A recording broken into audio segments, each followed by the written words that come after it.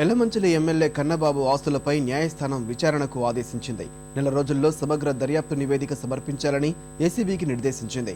ఆది నుంచి వివాదాస్పదంగానే ఉన్న కన్నబాబు ఆస్తుల వ్యవహారం కోర్టు ఉత్తర్వులతో మరోసారి వార్తల్లోకెక్కింది. యువి రమణమూర్తి అలియాస్ కన్నబాబు వ్యాపారం, రాజకీయం, రంగం ఏదైనా వివాదాలు ఆయన వెన్నంటే ఉంటాయి. 2004 తర్వాత కన్నబాబుపై పెద్ద స్థాయిలో అవినీతి ఆరోపణలు వచ్చాయి. అచ్యుతాపురం, రాంబిల్లి మండలాల్లో సెజ్ ఏర్పాటు విషయం ముందే తెలిసి అక్కడ భూములు కొనుగోలు చేశారని, అనంతర కాలంలో డీనోటిఫై చేయించి ఎక్కువ ధరకు అమ్ముకున్నారనే విమర్శలు గుప్పుమన్నాయి.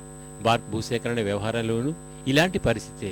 ఎస్సీ మహిళల పేరిట ప్రభుత్వం నుంచి వచ్చిన ₹1 రాయితీ నిధుల్ని కన్నబాబు భోంచేశారని అప్పట్లో విజిలెన్స్ విభాగం సర్కార్కు నివేదిక కూడా ఇచ్చింది.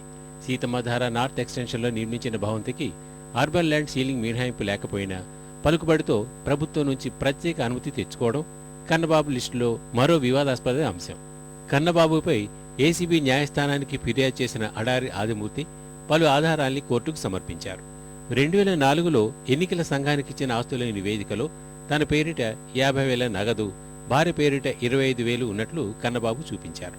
కేవలం 5 ఏళ్లలో అంటే 2009 నాటికి కన్నబాబు ఆయన భార్య పేర్లతో కోట్లాది రూపాయల బ్యాంక్ బ్యాలెన్సులు, విలువైన వివిధ రకాల బాండ్లు, ఆభరణాలు సమకూరాయన్నది పిటిషనర్ ఆరోపణ. 2004 నుంచి 2009 మధ్య నెలకు 15,000 వేతనం తీసుకున్నట్లు చెప్పిన కన్నబాబు పేరిట 2009 నవంబర్ నాటికి బ్యాంకు డిపాజిట్లే 25,31,00,00,000 రూపాయలు ఉంది.